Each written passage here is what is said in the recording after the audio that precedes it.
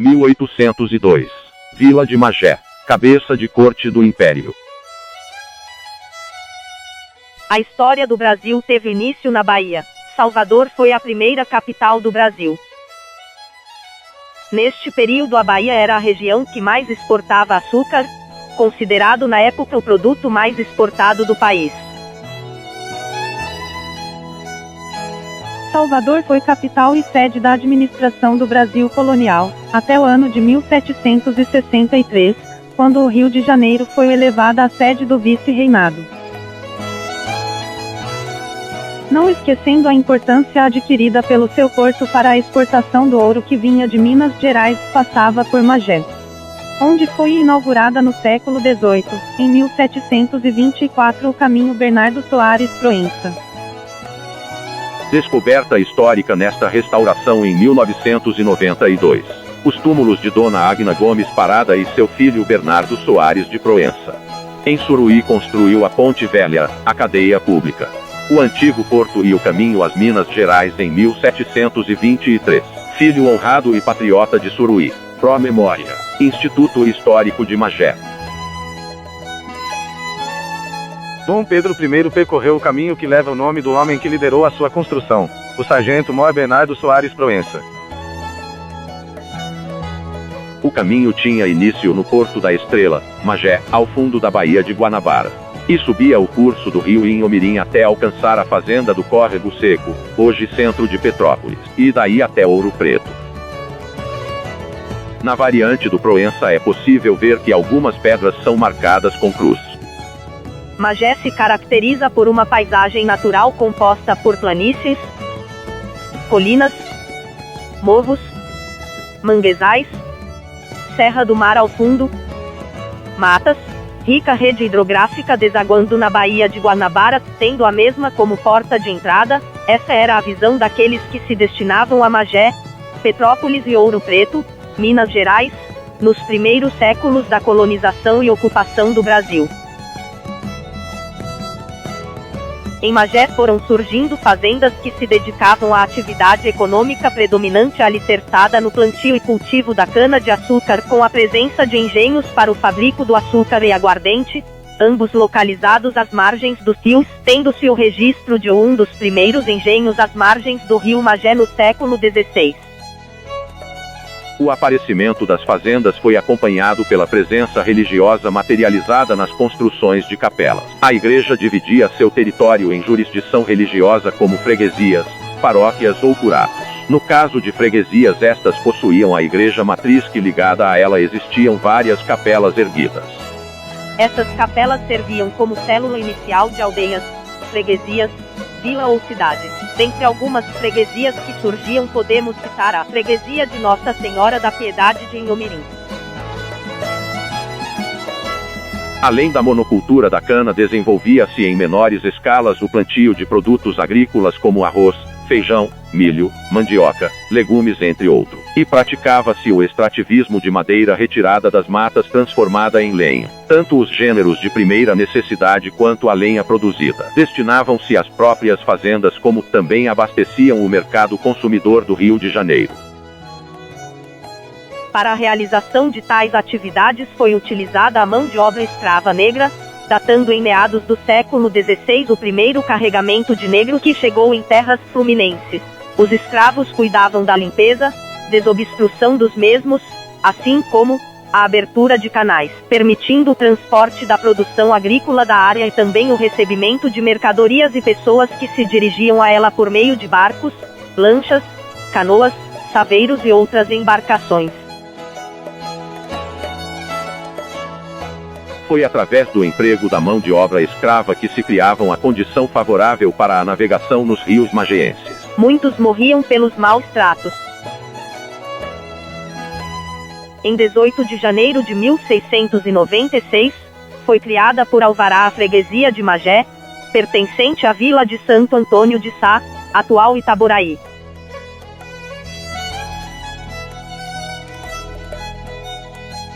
Em 1789, Magé foi elevado à categoria de vila. Vila é um aglomerado populacional de tamanho intermédio entre a aldeia e a cidade, dotado de uma economia quase autossuficiente, sendo o que caracteriza a sua passagem de aldeia para vila, em que o sector terciário, comércio e serviços, tem uma importância relevante, e lhe proporciona alguma autossuficiência econômica, sendo povoação, que não sendo ainda uma cidade, é sede de conselho político ou importante centro setorial econômico, social e cultural, a que foi dada essa categoria intermediária.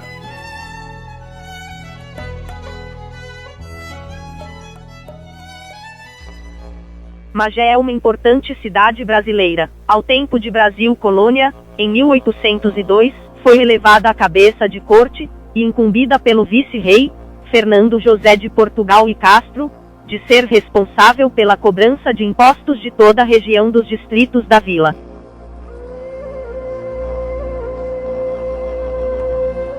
O cientista John Lubbock relata em seu livro que a vila de Magé é bem situada a 4 milhas da Baía da Guanabara, possui várias ruas bem arrumadas, muitas casas de superior qualidade, um bom mercado de peixe e uma ótima igreja. De modo geral é uma das localidades mais importantes da vizinhança da capital.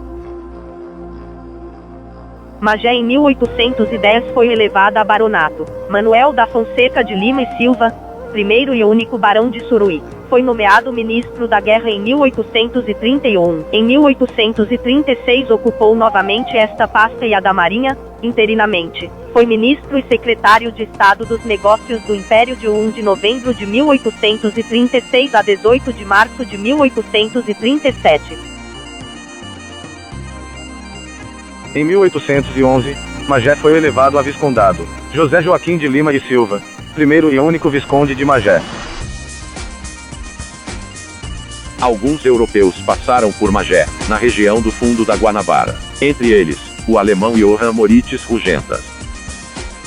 Suas descrições demonstram certo encantamento pela Baía de Guanabara e os arredores da cidade do Rio de Janeiro. Em suas palavras e imagens encontra-se destaque para o Porto da Estrela, Magé, lugar de entroncamento entre o rio Inhomirim e o caminho do Proença, lugar de entreposto das mercadorias que saíam e chegavam no fundo da Guanabara. Sobre o Porto da Estrela, Rugendas descreve: na vizinhança do rio, a primeira aldeia de alguma importância é a do Porto da Estrela, Magé, à margem do Inhomirim, que se joga na Baía do Rio. As mercadorias destinadas às províncias do interior são primeiramente conduzidas, da mesma forma dos viajantes, em pequenas embarcações, do rio ao Porto da Estrela. As contribuições de Rugendas não se deram apenas pela palavra escrita. Entre as suas pranchas, destaca-se a de número 13, onde se encontra uma bela representação do Porto da Estrela. Nessa pintura, o artista europeu destacou um porto com grande volume de pessoas, viajantes, senhores, comerciantes, libertos e escravos. Também animais, cavalos e mulas, utilizados para as viagens que se estendiam até o interior. Registrou também embarcações, cuja função era conectar o fundo da Baía com Magé através do Inhomirim e da Guanabara. Eu gostaria de chamar a atenção para uma cena em segundo plano na imagem. Há uma descrição de 8 escravos barqueiros e estivadores fazendo o carregamento de uma embarcação. Esses barcos estão sendo carregados com mercadorias depositadas em sacas. Havia uma sinalização para uma predominância da produção de alimentos, com destaque para a farinha de mandioca.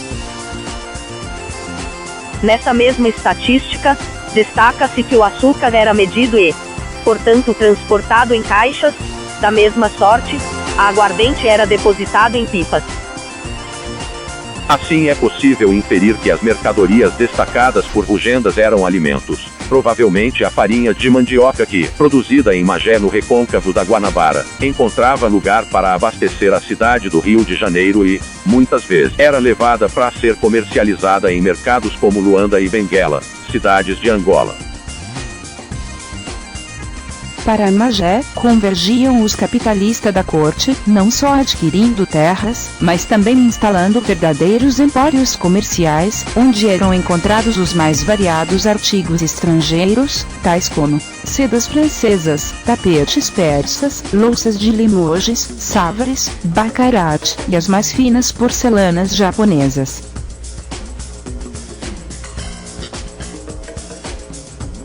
Em Guapimirim, Magé na época, Frederick von Martius, naturalista alemão, estudou a flora e a fauna da região a convite de Dom Pedro II.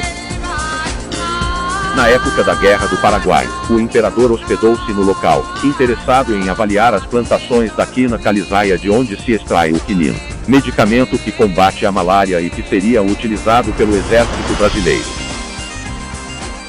Parreira era um nome dado a uma região por onde passavam tropeiros, levando mercadorias para o sertão de Minas Gerais, e traziam de lá ouro e pedras preciosas, consolidando a famosa Rota do Ouro que cortava a Serra dos Órgãos até o Alto Soberbo.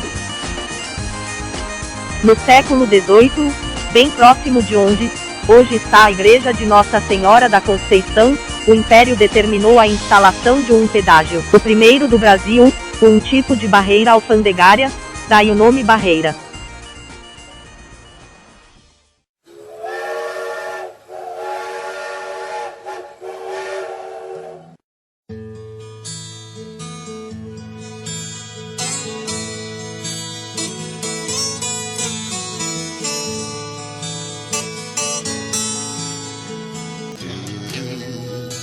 No dia 30 de abril de 1854, Mauá inaugura a primeira estrada de ferro do Brasil, saindo de Magé em direção à raiz da serra.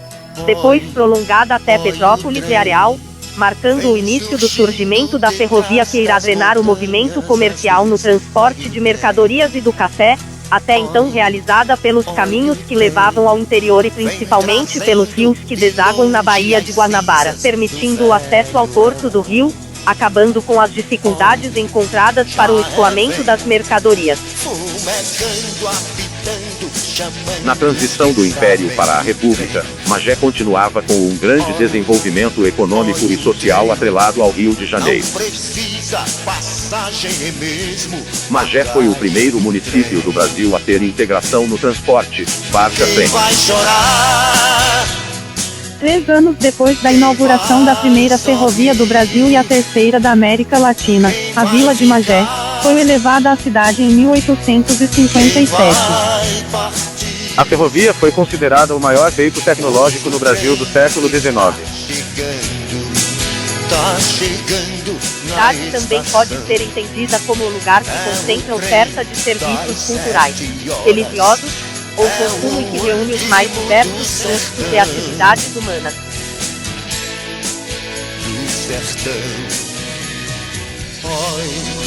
Oi, o céu já não é o mesmo céu que você conheceu, não é mais.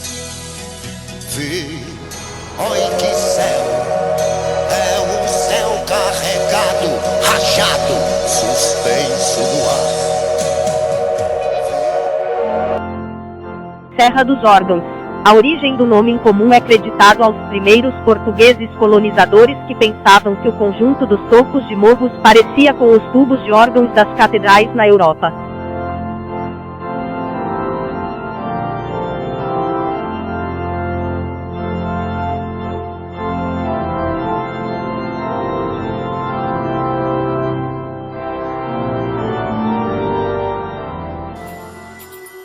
Naturalista e diplomata germânico, Barão de Langsdorff ficou famoso por sua heróica expedição pelo interior do Brasil, indo de São Paulo ao Pará, via Cuiabá, em toscas canoas pelos rios, no século XIX.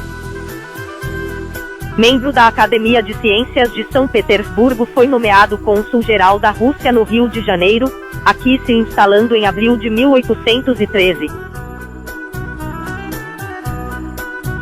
Adquiriu uma fazenda, denominada Mandioca, na raiz da Serra de Magé, onde, paralelamente às funções de cônsul, exerceu intensa atividade científica. Refratário à escravidão, substitui o trabalho escravo por trabalho assalariado, buscando imigrantes em sua terra natal, a Alemanha. Adepto da policultura, canalizou rios, modernizou engenhos de farinha e milho e construiu fábricas e olarias. Mantinha biblioteca de história natural, museu de nossas fauna e flora e um jardim botânico. Um outro alemão, Conde Fernand von Schoender, era possuidor de uma fazenda, no bairro da Figueira, hoje centro de Magé. No leilão no bairro de Piedade, Magé, eram vendidos os escravos que vinham do Rio de Janeiro, onde o conde alemão adquiriu uma escrava, batizada de Maria da Conceição ou Maria Conga, ou do Congo, país de origem. As relações entre os colonos alemães e os negros não tinham as conotações da relação entre portugueses e eles. Os negros chegaram a ter relações de emprego com os colonos, mas sem nenhuma conotação escravista, embora a relação fosse escalonada. Branco é branco e preto é preto. Após 11 anos de trabalho, o conde Fernand von Schoender auxiliou a Maria da Conceição, que vendo o sofrimento do seu povo, criou um lugar de resistência à escravidão, o Quilombo da Maria Conga em Magé. A cidade de Magé possuía 8.268 escravos, foram comprados 555 cativos e vendidos 4.458, falecidos 1.072 e libertos 284. Existiam 6 quilombos na província do Rio de Janeiro nos anos de 1844, 1871, 1878, 1882, 1885 e 1887, inclusive o da Maria Conga, existente até hoje. A Lei 16 de 14 de abril de 1835 criou a Guarda Policial Fluminense com efetivo de 241 homens, voluntários e recrutados a pau e corda. Dada a revolta dos malês na Bahia em 1835, no ano seguinte mais uma companhia de cavalaria da Guarda Policial da província fluminense foi formada para aumentar a vigilância. Com o objetivo de destruir quilombos foi ainda implementada em cada comarca uma esquadra de pedestres submetida ao chefe da polícia. A cidade de Magé tinha a sede da Guarda Nacional, e o 14º Batalhão de Infantaria do Exército. O Estado-Maior era comandado pelo presidente da Câmara, o Tenente-Coronel Dr. Francisco Ferreira Siqueira. Apesar de perseguida, vivendo fugindo pelas matas de Magé e Guapimirim, Maria Conga ainda pôde ver o sonho de liberdade do seu povo ser realizado.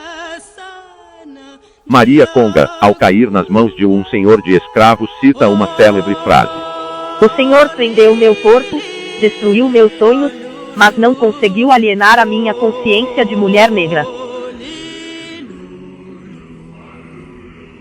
Em 1853, foi construído o Trapiche Mauá, localizado no litoral do Largo da Prainha ao lado do Arsenal da Marinha, na cidade do Rio de Janeiro. Era o ponto de partida dos barcos e faluas que faziam a travessia da Baía de Guanabara até os portos de Mauá e Piedade na vila de Magé, a caminho de Petrópolis e da freguesia de Nossa Senhora da Ajuda de Guapimirim. A prainha, Praça Mauá, já era utilizada no século XVII. Ao analisar a lista de estrangeiros que visitaram o Brasil, logo se constata que, entre os inúmeros relatos de viagem, poucos foram escritos por mulheres. E no caso específico de Magé isso ainda é mais raro. Porém, os leitores têm hoje uma grata surpresa ao encontrar nas livrarias a obra de uma parisiense no Brasil, da artista francesa Adèle Toussaint Sanson. Passados alguns anos de sua chegada ao Brasil, tendo já estabelecido uma rede de contatos sociais, Adèle e seu marido foram convidados a passar uma temporada na fazenda de um amigo, localizada em terras mageenses. A estrada, ao sair de Piedade, era quase sem vegetação. Pouco a pouco, aparecem as árvores e, enfim, ladeia-se uma floresta virgem, onde os gritos dos macacos e dos papagaios o vêm lembrar de que está no Brasil. Todo o caminho, então, não é mais que um encantamento. Após 3 horas de viagem a cavalo, Adèle Toussaint chegou à Fazenda São José, localizada entre os atuais bairros do Rio do Ouro e Cachoeirinha, no Distrito Agrícola. De acordo com a Adèle Toussaint, a fazenda possuía cerca de 120 escravos que trabalhavam nas plantações. além de outros que se dedicavam aos trabalhos domésticos. Havíamos trazido da cidade pão para 2 ou 3 dias, depois disso, era preciso passar sem ele até o sábado seguinte. Dia em que se enviava um negro a cavalo a um pequeno vilarejo chamado Santo Aleixo, que tinha um padeiro que se dignava a assá-lo uma vez por semana. Adlê se recorda de seus passeios nas redondezas da fazenda. 2 deles merecem destaque. Sua visita a uma fiação de algodão que um norte-americano acabava de instalar na cidade, a fábrica Santo Aleixo.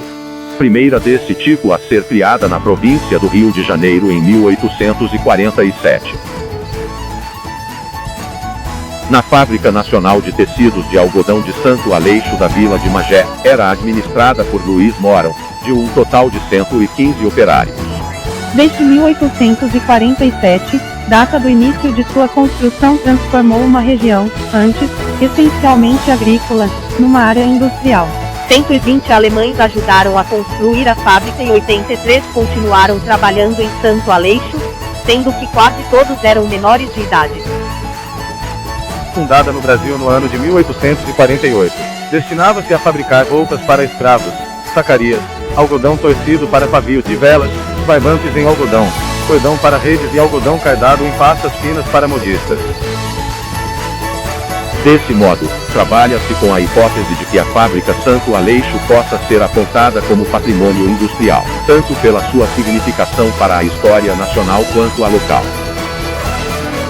Chegando à noite, teve de pedir abrigo noutra fazenda, pois já havia escurecido. Na ocasião, acompanhada de seu marido e filhos, Adlê Toussaint Sanson hospedou-se na propriedade da Viscondessa de Praia Grande, também em Magé.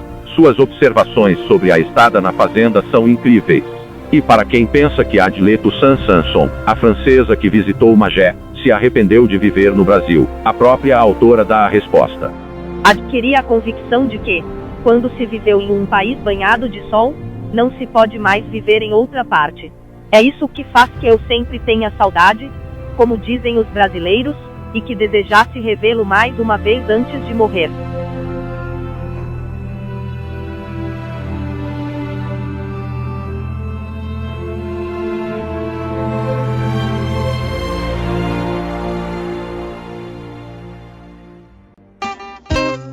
O município de Magé, um dos maiores do estado, pela sua excelente situação geográfica, e mesmo topográfica, está fadado a um brilhante porvir. Encravado, como inigualável joia, entre 2 capitais, é a parte mais norte da maior e mais linda baía do mundo. Essas terras foram doadas para um personagem histórico português, Cristóvão de Barros, que fez parte da colonização brasileira. No início do ano de 1567, vamos encontrá-lo no Rio de Janeiro, junto com o governador-geral Mendes Sá, auxiliando na expulsão dos tamoios e franceses.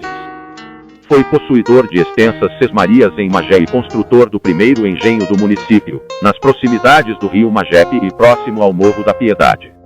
Surgindo aí o desenvolvimento de uma nova civilização, vindo a ser o fundador e mantenedor da integridade do núcleo populacional da futura Magé. Do seu vasto território, saíram Santo Antônio de Sá, hoje Itaboraí, Petrópolis, Sapucaia, Ilha de Paquetá, Sumidouro, Teresópolis. 3 rios, Estrela e finalmente Guapimirim, Curins e os caminhos, pelos quais escoava-se a safra mineira. Esses caminhos e rios, navegáveis em grande extensão, eram as artérias do nosso organismo econômico.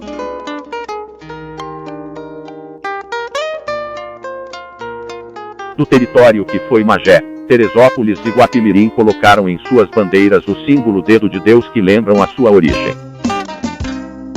Esperemos que o progresso retorne ao nosso município, para que essas relíquias não se percam do próprio destino.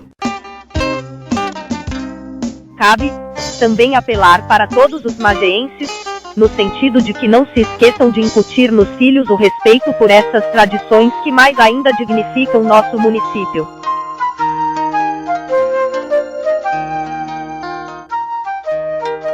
Eis o meu orgulho, Magé, minha terra natal.